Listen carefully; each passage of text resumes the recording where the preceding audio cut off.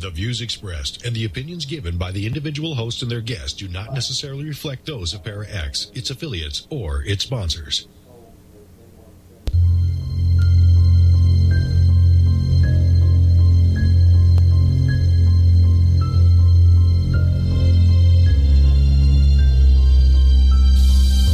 For the next 2 hours, be prepared to open your mind to the edgier side of the metaphysical world. The topics discussed may prove disturbing to some, but are all a part of the world in which we live.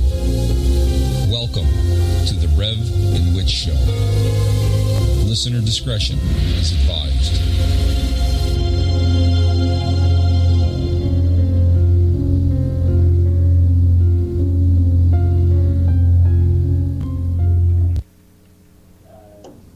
And welcome everybody here to the Parax Radio Network. And what else we are listening to, and you are actually listening to, because I would listen to it if I wasn't already on it, the Rev and Witch and the Rev and Witch Show here on Parax Radio Network. Hey, first thing we got to go and say, we're not a 2-hour show.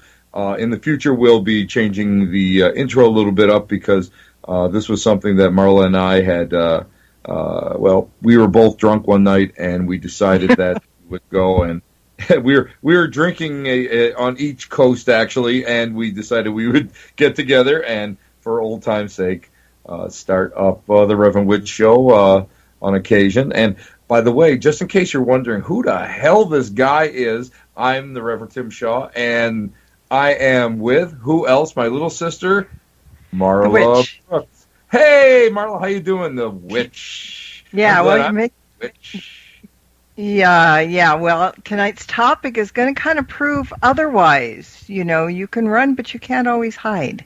Well, I don't know about that because, you know, I am a card-carrying spiritualist after all, and I wouldn't know anything about that crazy world that you live in. Mm-hmm. Crazy, baby, crazy world. Yeah, it's got to be harder to live in a world where your nose grows like Pinocchio about every 5 minutes. Yeah. It's really nice because my nose grows so much that I can actually hit the keyboards from where the microphone is situated. It's too bad that didn't happen during that seance when you woke up with your drooling all over the keyboard. That nose would have kept it from happening. Oh, yeah. Well, you know, this is just something that... is an occupational hazard. I think that's what it is. Yeah, and it's my. You know what? That's my story, and I'm going to stick to it. You witch, you. How are you, kid? I'm good, and you can stick all you want, like even those sticky flies or glue.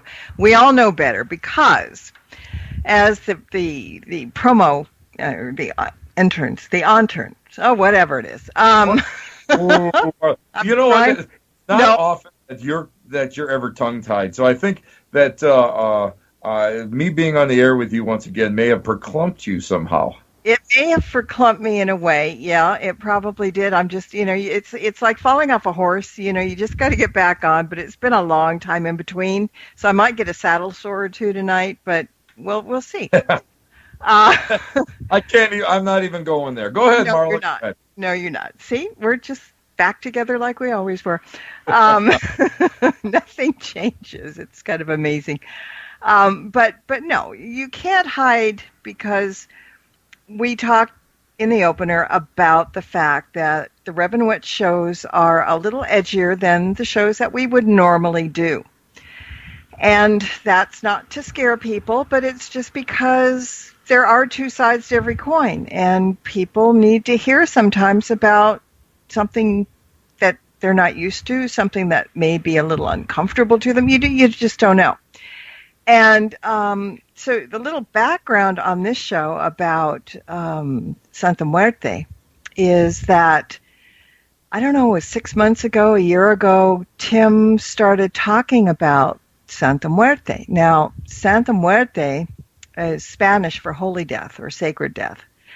And she's a female folk saint, venerated primarily in Mexico and the Southwest U.S., she's a personification of death. She's associated with healing and protection and safe delivery to the afterlife by her devotees. But she's really scary to look at. I mean, I was surprised to find out that she was a she. I thought it was a guy because it looked like the Grim Reaper with the, you know, with the scythe and, you know, the the hood, everything. It was really kind of like, But Tim developed some sort of a kinship, fascination. I don't know what it was, but he really got interested in Santa Muerte. And because of some of his other interests, like, candles that he buys, not at the happy little Wiccan shop, but at the Botanica, which is just a little more hardcore than that. Listen, sometimes you just have to flip off the fuzzy bunny slippers and get the bottoms of your feet dirty. That's the bottom line. You know what it's are. Well, I do. But I still haven't shopped at a Botanica. But Botanicas are. They're very cool. Yeah. You'll love them. You'll really love them. Explain? Some people might not know what a Botanica is. You want to go ahead and fill them in? Well, a Botanica is up here in the west side of Buffalo. We have a Botanica del Indio, and that is a place where the believers in Santeria come in and buy candles and work, and talk about oils and veneration of saints and buy their Florida water and that sort of thing. And it's really a fascinating place. My good friend, Witch Doctor Utu from the Dragon Ritual Drummers, was the man that actually introduced me to the shop. And even though I'm a spiritualist, I don't think twice about using candle magic. I don't think twice about anointing with oils and using different incantations and that sort of thing to work with the elements and the saints and those on the other side. And I have to tell you that it is really an amazing. What I'm just going to say is, it's an amazing use of intent. That's the best way I'm going to get myself out of it without really stepping too deep into it. But I will say that I do use so many of these things now, rather than just what I would call the mainstream witch and craft shop items that you get. This is hardcore. You go in there and it really is. Luis is in there, and he's a high priest, and it's a real deal. And the minute you walk in there, it's like, wow. So yeah, it's really a pretty interesting place, and their wares are next to none if you're working with hardcore magic. Now, my question, I don't know where it came from, your learning about or having an affinity with Santa Muerte. Was that because you were shopping in that shop and came across her, or where did you and she kind of meet? Well, Mar, and those of you who have been following my live Facebook posts, God, I love every one of you who do. You guys know that I love skulls. I love any kind of skulls. I think that they're beautiful in the Tibetan traditions. They mean good luck. They mean life, and I really love them. And in many of the Mesoamerican traditions, the skeleton and the skulls symbolize mortality. That we're all going to meet our Maker someday. And so my office / vortex from hell / land of broken toys, and of course the guest bedroom is decorated with multiple skulls, paintings of skulls, and of course a gift from a good friend of mine, Utu. He gave me a statuette of Santa Muerte. And it's handmade by one of the members of the Dragon Ritual Drummers, Adrian, and it is actually beautiful.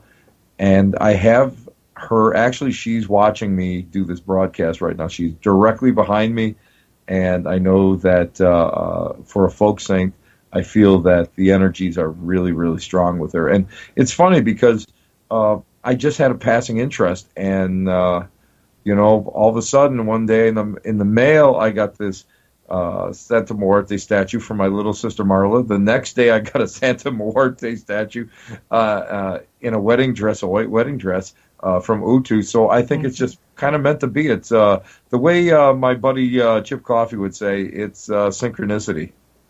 Yeah, a match made in, well, I can't say heaven, and I'm not going to say hell, but somewhere in between. A match made in limbo. Maybe Exactly. that'll work. I agree, yes.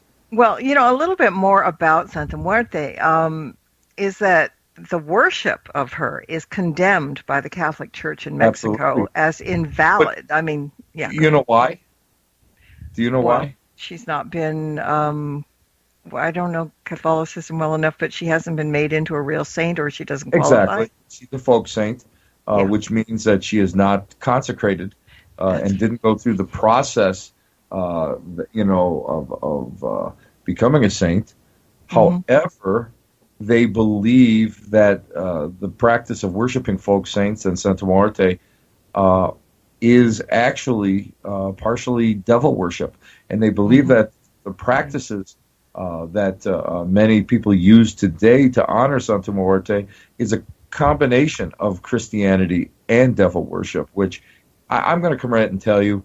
I've done some research. There's a fantastic book out there. I want to plug this book.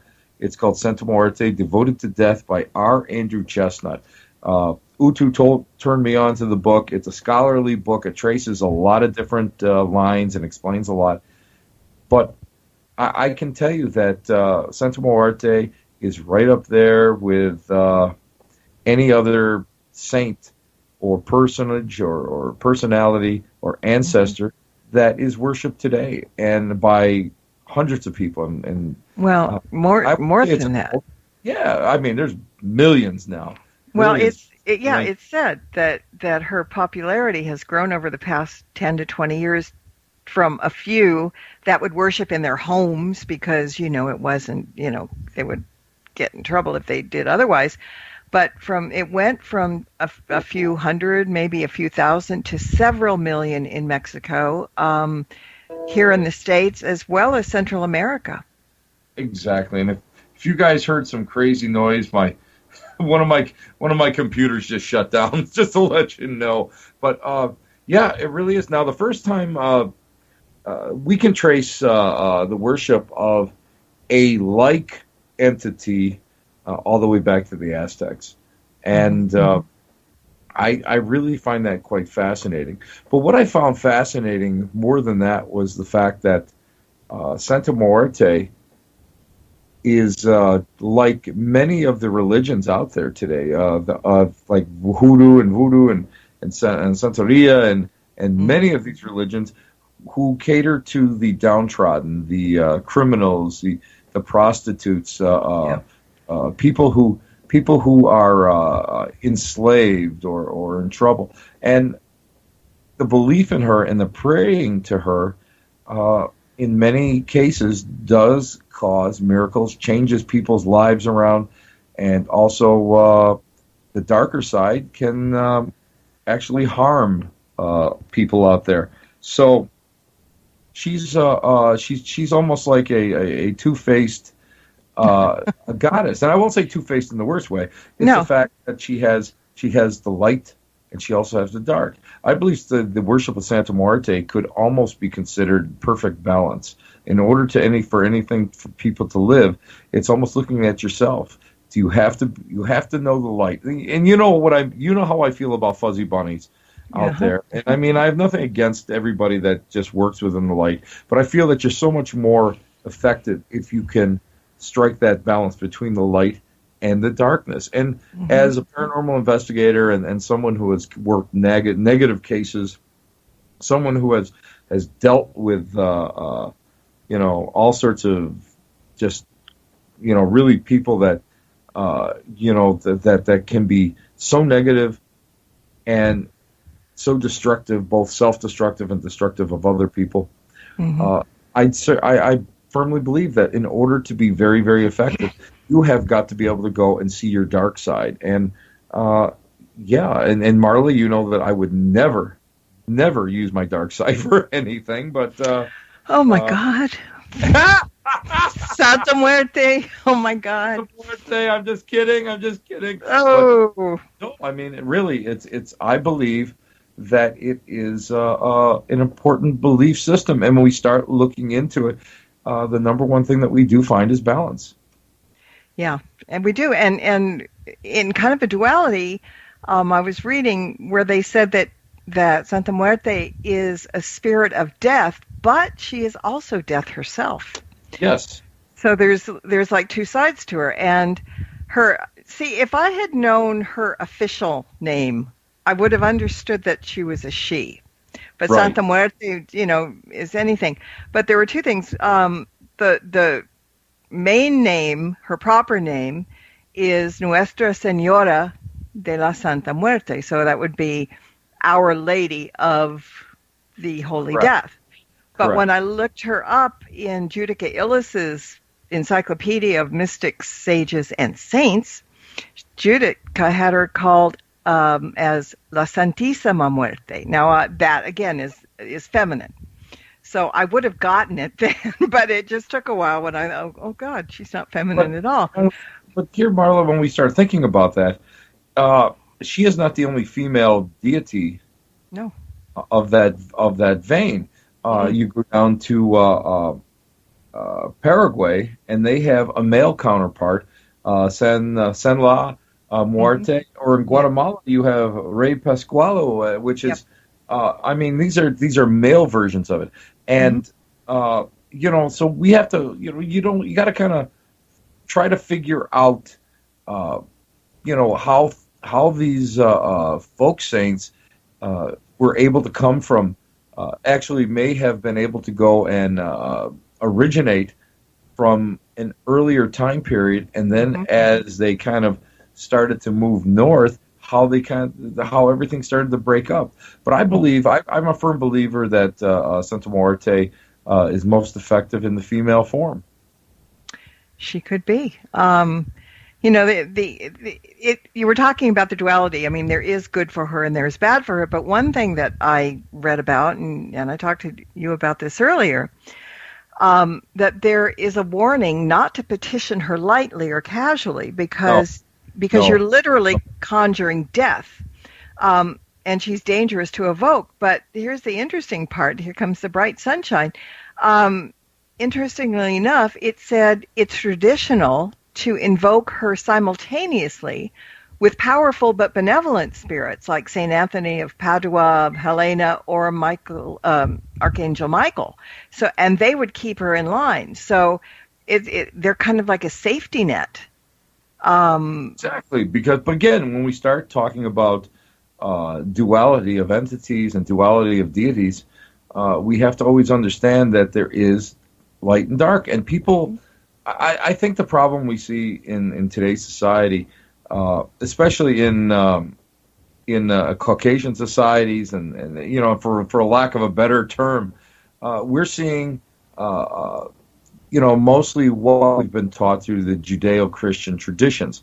Now, when we start talking about the Spanish mixture, the influence of Mesoamerica upon Christianity, we start seeing something a little bit different. We start seeing, we start seeing a different type of teaching. Let's go back and let's go to Europe. I mean, during plagues and epidemics, skeletal creatures, skeletal folk saints, even in Europe, were used. They were brought over here. Now, if you look at a lot of the architecture out there, you start seeing skeletons, you start seeing skulls that are carved into the architecture. And so the traditions were brought here of that, and the mixture is natural. And if we start looking at Santeria, we see a heavy mixture of Christianity. Now, in voodoo, we start looking at it in a way that, well, a lot of it was hidden. The gods were hidden behind the masks of the saints. Whereas in other religions, especially those coming up through Mexico, we start seeing an equal amount of both, where there's a hefty belief in both. And then we start looking at, let's face it, one of my favorite holidays, the Day of the Dead. There's a very, very great interest in the veneration of the ancestors. And what symbolizes the Day of the Dead? The painted skull. So to many, it is just a natural evolution as it starts coming and becoming more familiar and more accepted. And Sherry just wrote a question in chat, and she said, if one is about to be robbed in Mexico, do you invoke Santa Muerte for protection? I know I would. Well, yeah, and here's the thing. We were talking about her not so scary side, but if you look at all the aspects of her, she protects those in life-threatening situations or occupations, including people who work with scary, dangerous, and lethal people or have to come into proximity with them. So there is that benevolent side to her, right? Yes, but let's look at a darker side of Santa Muerte. Okay. Start seeing Santa Muerte as the patron saint, the patron folk saint of criminals in jail. We start looking at her, drug lords and all these gangs. When police raid their headquarters, they see shrines to Santa Muerte. And as a matter of fact, when Chestnut was actually doing his research in Central America, he noticed that when they were driving in these different areas, there were shrines that were destroyed. And at first he thought, wow, that's kind of wild. Why would they do that? But then he realized that they were, at the time, shrines of Santa Muerte. So that's why Santa Muerte actually got a really bad, connotation. Santa Muerte is it's not unusual to find those on the other side of the law as their patron saint. Santa Muerte, of course, now as her prominence starts to grow, becomes more homogenized and more acceptable for the family worship. Yeah, and it is very much so. And, you were talking about the different people that she protects, but, and you probably know this because you have the altar set up in her honor, but she is considered also to be the special matron of witches, of magical practitioners, and necromancers. Yeah, again, let's look at it. That's why do you think the Christian church does not want to recognize her? Because of that. But to me, she holds as big a place as with any Catholic saint out there. I mean, I really believe that. And she also, and I found this interesting too. Again, I think it's a little benevolent. She may be petitioned for assistance with the dead and the ancestral realm. Now, that can't be bad. Absolutely. Hey, let's face it. The Church of Latter-day Saints will go, and I don't know the process anymore, I used to, be able to go and free one of your ancestors or your ancestors from hell and bring them into the heavenly realm. They do that. So why not have a folk saint, a saint of the people, who is a patron saint of the practitioners? But also, let's face it, when you think about it, really, nobody's really a practitioner. It is a way of life. It really is when you think about it. I mean, it's a cultural way of life. And you know what? I'm probably doing Santa Muerte a disservice because I'm a guy that just, I'm researching her and it's fascinating and I do venerate her. And I'm not Hispanic and I was not brought up with Santa Muerte. I'm a newcomer. And I think she welcomes newcomers.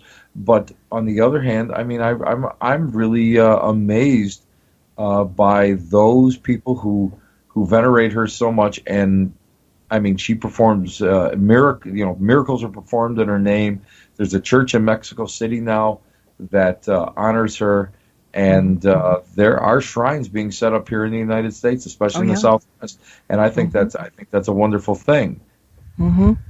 Well, and her sacred animal is the owl, and the owl is probably one of the most benevolent of the omen creatures, the totem creatures. And because the owl is intelligence and stuff. But it's interesting, in Judica's book, she talks about offerings and things like that, and Right. and her fragrance, Santa Muerte's fragrance, is musk, which kind of fits. Yeah. And offerings to her include bread, water, incense, candles, prayers and venerations, a tattoo of her image, candy, fruit, and especially shiny red apples. That made me laugh. But then white roses, rum, sherry, tequila, whiskey, chocolate, sugar skulls, and rosaries. See, that surprised me. Yes. But now, what do you know what I do with mine? No. You know how I honor You Santa blow Muerte? cigar smoke on her? Because, see, that's No. we're going to talk about that, though. But go ahead. No, that's like the false faces. ahead. No, I use Florida water and I anoint her hand. She has a hand. Of course, she has hands, but she has one hand that holds the world, which symbolizes the mortality of all of us and the earth itself. But she also holds a scythe, and the hand that holds the scythe is the one that I anoint every time I come into my office with Florida water, and I have Florida water there. So that's sort of my. Even though I would know about such things, Marla,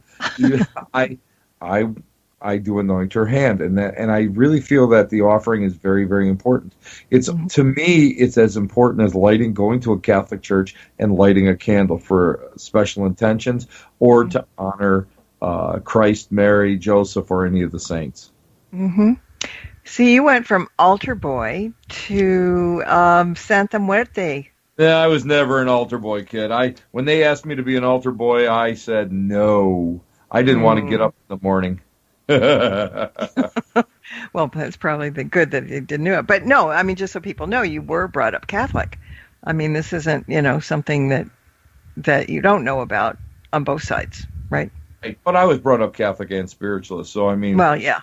One canceled out the other, I think, more than anything else. And as I evolved, Marla, let's face it, when the two of us first went on the air together, you used to go and say, "Oh my God, this guy is like, this duct tape on his rear end spiritualist type of guy." And then later on, I gave you a couple of hints, and you realized that I have a little bit more of a broad interest in everything esoteric and hidden.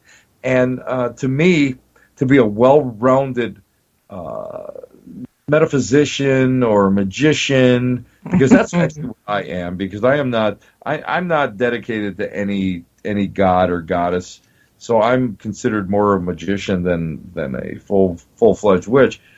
You have to be able to go, and you have to be able to accept so much out there and be so interested in everything. And on the flip side, if you're working with negative cases, you've got to be able to be so broad ranged that you can recognize what the client needs in order to get them to be empowered again. So whether it's Christianity, whether it's Santeria or voodoo or witchcraft or whatever, that's what we have to do. We have to be able to not be afraid of these religions. And when you think about it, every religion is created by man, period. It's created by man, good, bad, whatever. Spirituality is a covenant between you and your God.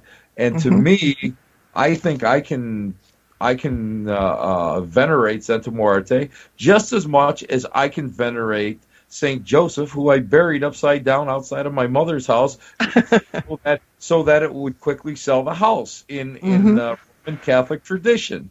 You bury Saint Joseph upside down, and he works harder to sell the house so he can get right side up and out again. That's what it. So I think that being broad range is important, and I believe that I'm going to go on. I'll always venerate Santa Muerte now, but I'll venerate Catholic saints, and I'll venerate the goddess, of the earth, and the horn god. I believe in all of this, and you have to be able to believe it. You have to understand it, and you really just can't go and be a flatlander. You have to be able to try to hike those peaks in order to understand what's going on. Well, that's it. You have to know a little bit about everything, and the more the better. That's being well-rounded, and you have to, going back to the duality, you there is no light unless there's dark, and vice versa. And okay, I'll admit it. Years ago, when Dave Jones kind of coerced me into doing a show, I was a little bit afraid to come out of the broom closet, and the more I thought about it, I thought, well, yeah, I've got to, there's a need to do this, but, so how do I sugarcoat it? Just a little bit, because, it scares people. And so I came on kind of insinuating that I was Wiccan, because people know that Wiccans are white witches. They're completely, they're what you would call a fluffy bunny. They don't do anything wrong. But, the more you think about it, even the whitest of white witches, and I don't do anything evil on purpose, I mean... Oh, yeah, okay. Go ahead. Go ahead, Pinocchio. Go ahead. Stop. But you just kind of have to, if somebody that you care about is in danger or something, you're going to do something about it. I don't care how fluffy you are, I agree. And so it took a long time, but I finally, I hate labels, but I finally now kind of confess to being a gray witch, which means that you do good anytime you can. But that doesn't mean if something really bad happens that you can't defend somebody or, try to help somebody. You don't cross the line always, but I don't see how anybody can be perfectly good 100% of the time. Well, you know what? I'm going to come right out and tell you that when I bring up the topic of Santa Muerte to a non-Hispanic group, they get nervous. They get as nervous as when I bring out my 17 Ouija boards and lay them on a table for a display. And they do it because of the fact that they were taught to be afraid. And here's the thing. Why are we so damn afraid of everything? Yeah, okay, I'm afraid of going down going into some of the rougher areas in the middle of the night with $100 bills hanging out of my pocket. Yeah, I'm a little afraid of doing that. But when it comes to spirituality, we have to be able to go and understand that, sometimes everything just might be a flat line. Everything might not be exactly what everybody thinks it is. And we're taught, I was taught heaven and hell, and I was taught angels and demons and all that. Mm-hmm. And in my experience, I'll be honest with you, I believe in negative energies. I believe in positive energies. But I don't believe in demons. I don't believe in angels. I don't. I believe that there are entities, there are spirit personalities that happen to, help you out, or there are tricksters out there that are going to try to gain your confidence. And if you don't use your common sense, well, you can get suckered in, just like buying a really bad car. And you have to be careful. And Santa Muerte, again, before I really... she resonated with me right from the beginning. But before I really, for a while, I was just going to put her in my cabinet of curiosities and let her, let her just be another addition. And the more I started to study about her, the more I started to find out her Aztec roots, the more I started to find out about how hidden she was, and let's face it, anything that is yesterday's pornography is today's fashion sense sometimes, when you think about it. Mm-hmm. The more hidden she was, the more darker she was. And the more I started researching her, I actually found the entity itself of Santa Muerte, the personality, to be something that is akin to, let's say, like the folk, the false face masks, where of the Native American tribes up here in the Iroquois Confederacy, Medicine Society, where even today, if you don't honor that mask, and the mask is a carving from a living tree that there's a whole tradition about it. But if you don't blow sacred kinnikinnick in the nostrils and you don't rub corn mush in the mouth, they become cantankerous and they can become nasty. And I've worked a case where such a thing happened. And I believe that Santa Muerte is very much the same thing. And I believe if you treat these effigies, if you because the effigies, of course, represent a spirit or spirit personality. If you treat them with respect and honor them, then they'll work to help you. And I'm a firm believer in that. And I think too many people are afraid. I really do. I think everybody's afraid that they're going to go to hell. I think everybody's afraid that they're going to bring a demon in. The only last demon I brought in was, I think, some kind of hot sauce that burned the inside of me, the inside and out. So yeah, that was very demonic. That was demonic. But in all honesty, I believe that Santa Muerte, being a folk saint, was one that she was the real true saint of the common people. And of course, when you're you're in some of these societies, you go and you become the hero or the heroine of their own story. And I believe that Santa Muerte became that popular because Santa Muerte was a focus point of intent. And well, you're talking. Oh, go ahead. Yeah, no, but I mean, let's face it. Spellwork 101. What is Spellwork 101? Laser point focused intent. That's what it is. I believe that the belief in praying for intercessions from saints. I believe that praying to Santa Muerte or any other god or goddess is the same thing. We go and we create our own realities, and we also can affect those realities by intent. Yeah, and you're talking about she's kind of like the saint to the people, right? Yes. Okay. Well, here was a quote that I read.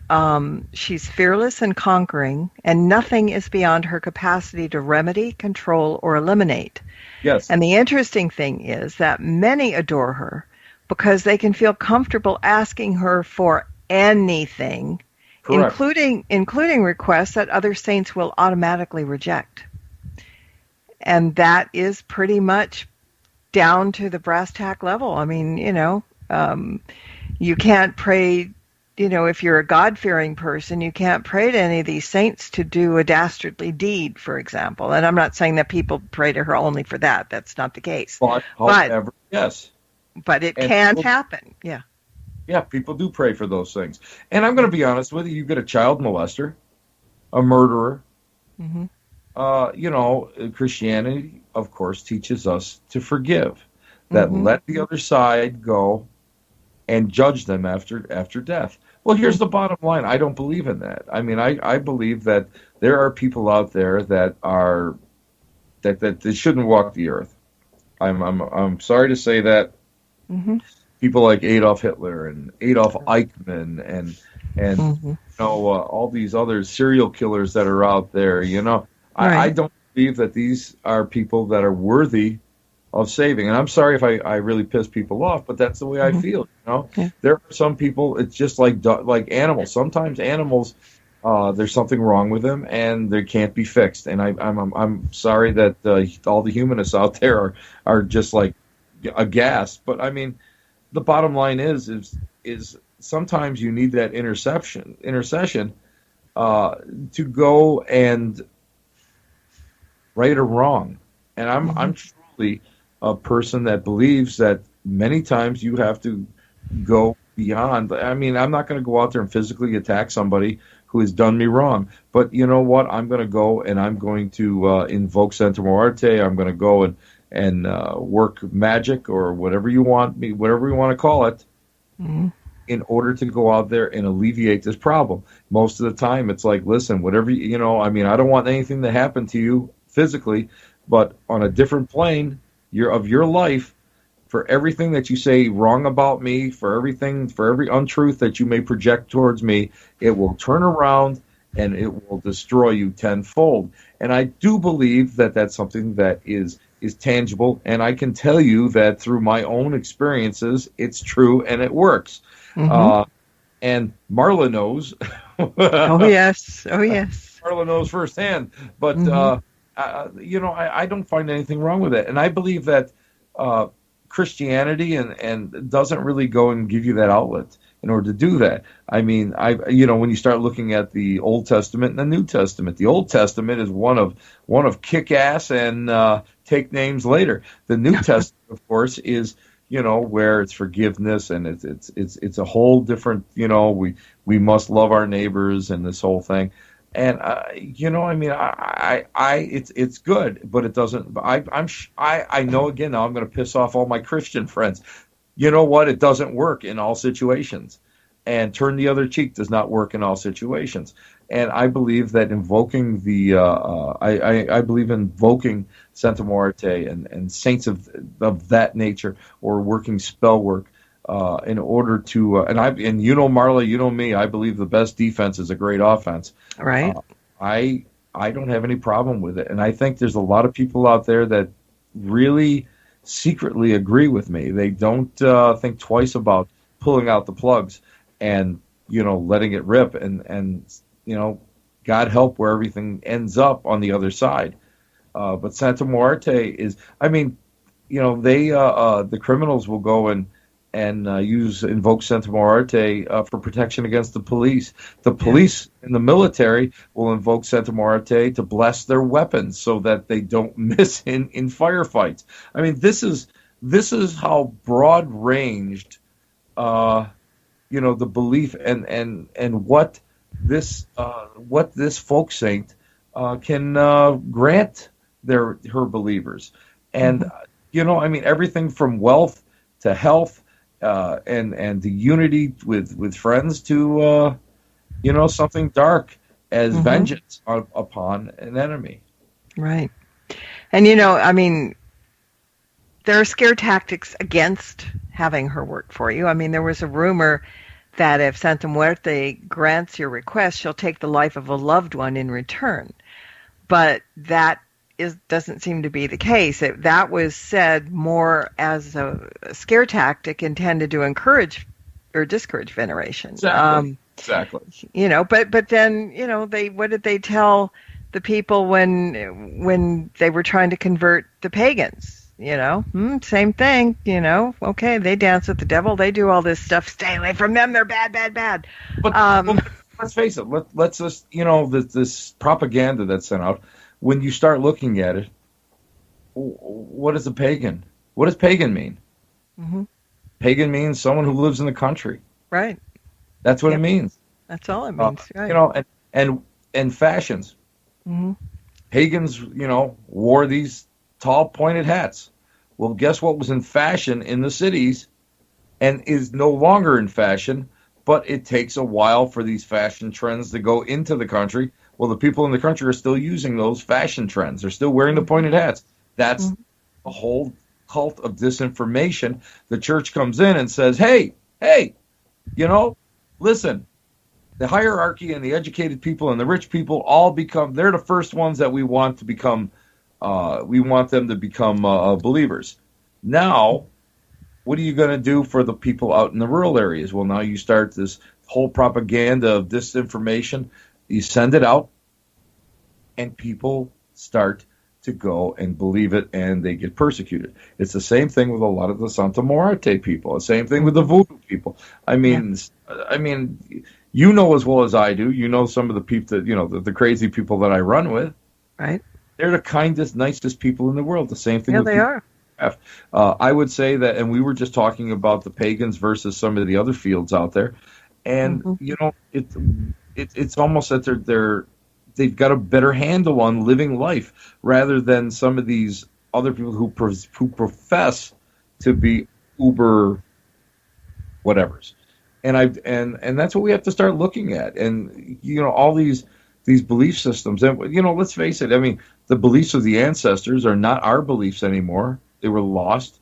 We're a homogenized version of many of them, and we have, and I believe that our spirituality and our belief system has to constantly evolve into whatever fits our needs at this time. And people don't go and don't realize that. Mm-hmm. Got a question. Soapbox, Mar. Say something, because I'm off the soapbox, because next thing you know, I'm going to be passing the hat in the chat room. Give till it hurts, because that's when you know that you've given enough, when it hurts. Usually hurts in the wallet, but don't worry about that, because it's going to the Rev and Witch show. Never mind, sorry. Yeah, no, if I get you too riled up, Nan's going to get mad, but And we just can't do that. I got over that a long time ago because she yelled at me too many times for getting you riled up. But I mean, there's just so many different aspects to what we do and how we do it, and everybody's got an opinion. And the thing is, and I was telling Tim this the other day, I went to Pagan Day Fest.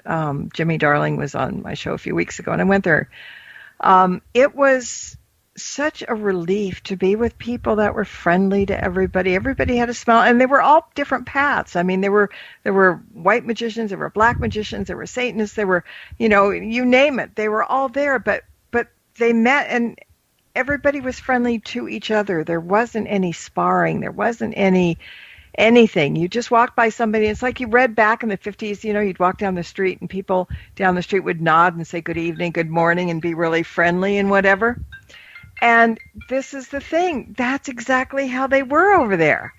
I mean, I just couldn't believe it, that it was so comforting because there wasn't any worry about one's going to up the other one and things are going to just turn into a big mess. I mean, it was just a very good atmosphere to be in.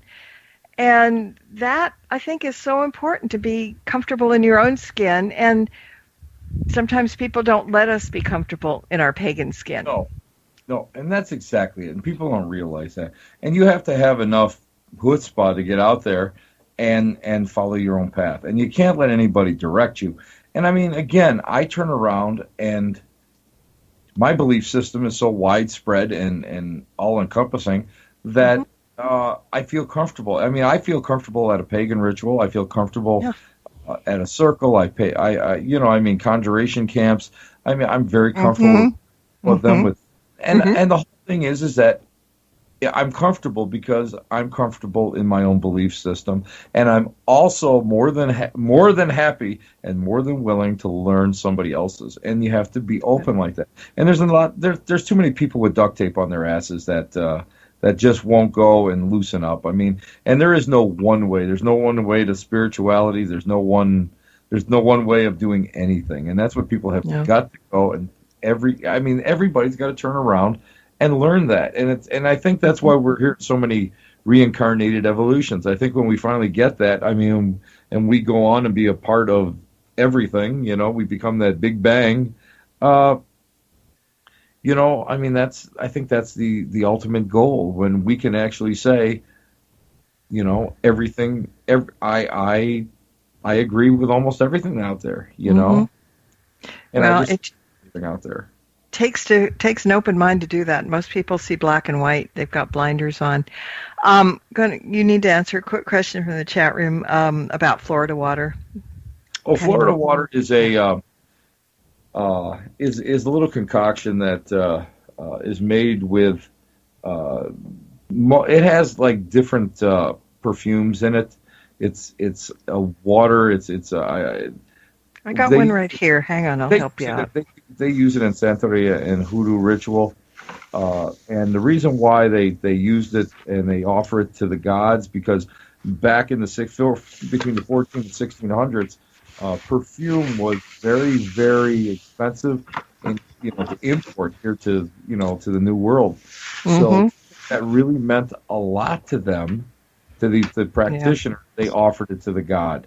So, and that's what I carry on that tradition of Florida water. And I also use Florida water instead of sage and holy water. I use Florida water to anoint and clear my talking boards. I use holy water when I'm working a case, when we want to go and stop anything negative from coming through the doorways, coming through the windows.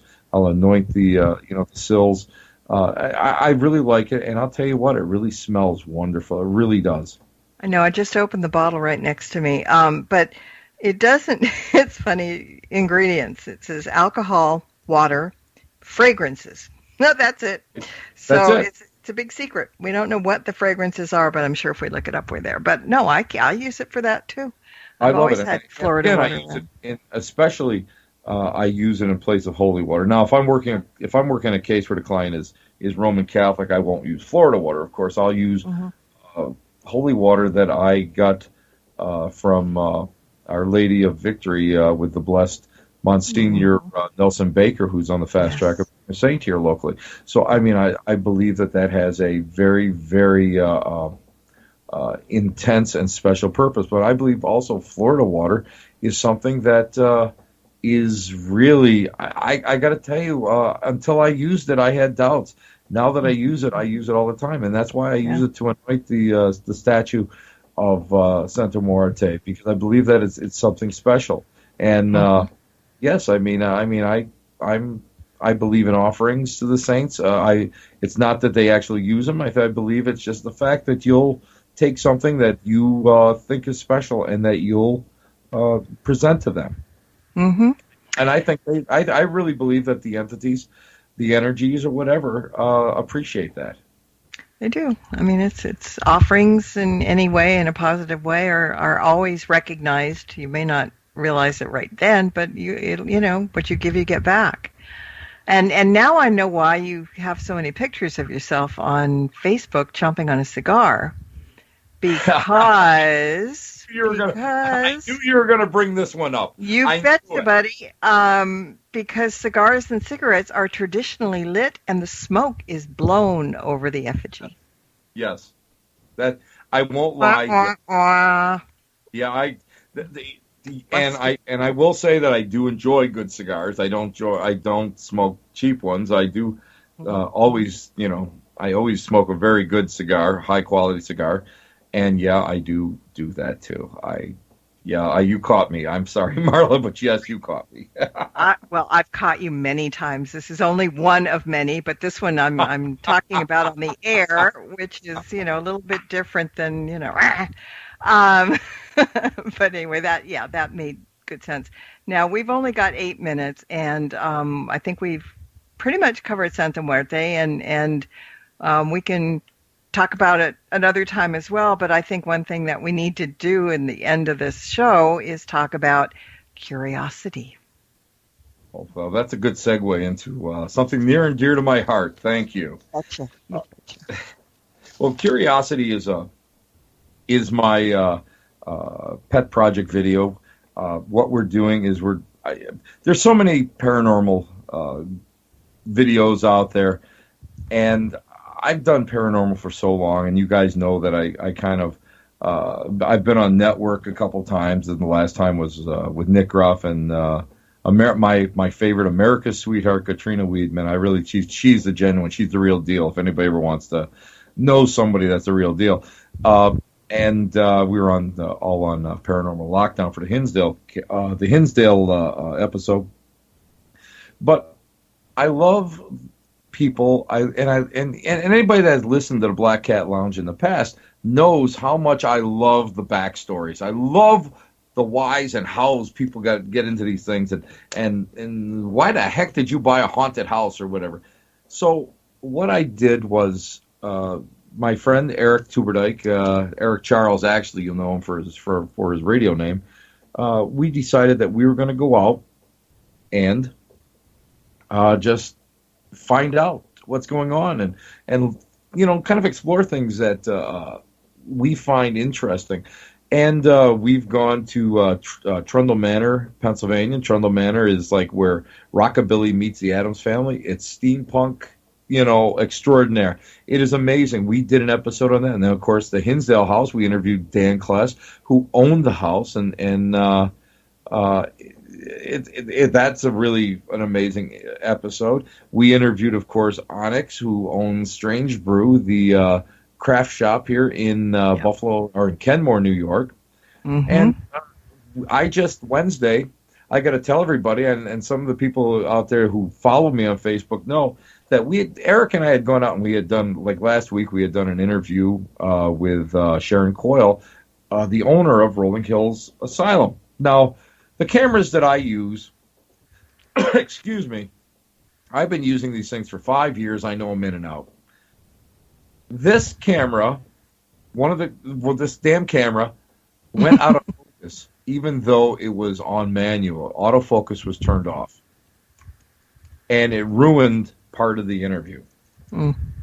So we asked Sharon, and the other night Sharon graciously allowed us to come back, and we redid the interview, and thankfully the everything came out good, and we were able to go and really get to know her and get to know what fascinated her by it. We have booked there's a place here in Buffalo on Allen Street called Flow, and they have sensory isolation tanks, and we're gonna have an episode talking to the owner of that.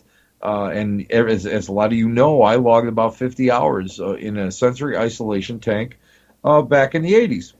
So that explains it. Yeah, I know. But, I mean, it's fascinating. This stuff is fascinating. We're going to go and we're going to a true inspiration. We've got booked in Eric, Erie Eric. He's a tat guy down in Erie, Pennsylvania, and he was diagnosed with childhood arthritis. He had both his hips replaced by the time he was 21, and they said he'd never draw. Yet he went to Carnegie in Pittsburgh, and he's a great character guy, and he does tats, and he's a rockabilly guy, and I mean, that is so inspirational, and that's what I want. That's what interests me, and that's what we're out doing. And then, last week, Wednesday, I was up at the Lewiston, New York Library. We had done an investigation there, and the next day I drove up to Dunkirk, New York, to work with Adam Kimmel and the gang from Resident Undead. We did a really neat investigation there where they use the ripples and time method, and we got some really neat stuff up there. So, I mean, I love doing all this stuff. This is what fascinates me. People, places, and the who, whys, and what the heck is wrong with you wears. And oh, by the way, and actually, and just a quick plug, Mar. Yeah. Please. You guys want to go and watch. I've got 5 episodes up from the last season. They're all free. Just go to www.SeanThomasProductions.com and enjoy them. That's what they're there for. And we don't charge anything to produce them. We don't charge anything to make them. It's all on our own nickel. We don't go out and beg for money for equipment or travel costs. We do it all. Eric and I do it all on our own because we're following basically the love of what we want to do, and I think that's we're trying to lead by example. We're trying to lead people to just get out there and do things that they really truly enjoy, and this is something that we enjoy. And it's something I enjoy watching, and I mean, I know so many people that because through you that I like seeing them on your shows. It's like very cool. Just like, we trade friends here and there, I get Scott Michaels and you're jumping up and down, that kind of thing. That's it. That's the way it works. So, yeah, they're really well done. They're really nice. So everybody go over to Sean Thomas Productions and just, it's good. It's a good show. It's refreshing. If you, and Tim has the first season been behind the camera, but this coming up season, he's going to be a little bit more in front of the camera. Exactly. And if you know Tim and Eric together, if you've seen any of their live Facebook things, it's quite amusing to watch two knuckleheads in action. Exactly. We are like the Three Stooges on speed. That's about the best way you can describe us. Oh, I can think of better ways, but hey, we're on the air. Even though we're not FCC regulated, I'm going to not say anything. So just, people go over and have a look. We're running out of time. So, Tim, thank you. And let's do this again because I like doing Revs and Witches. We will. And we're going to bring some guests on. And just to let everybody know that I have missed radio. I've been gone a year since my mom passed away. And thank you, everybody, for sending all sorts of great well wishes. And the estate is finally settled, and everything is great now. And hopefully we'll. I know definitely we'll have more Rev and Witch shows, but with any luck, I'll bring the Black Cat Lounge back here to Para X at least once a month. Well, you probably should, because I'm missing out on all those damn tips, you cheapskate. Well, you know what? If you ever saw, if your head could go over the bar, you short little munchkin, maybe people would leave you a tip. They'll take pity on me and do it every time. All right, you guys, thank you. We had a great chat room tonight, full. Thank you very much. We will be in touch very soon. You'll hear us both, and I'll be back next week on Stirring the Cauldron. So until next time, everybody, blessed be and merry meet again. Good night. Good night.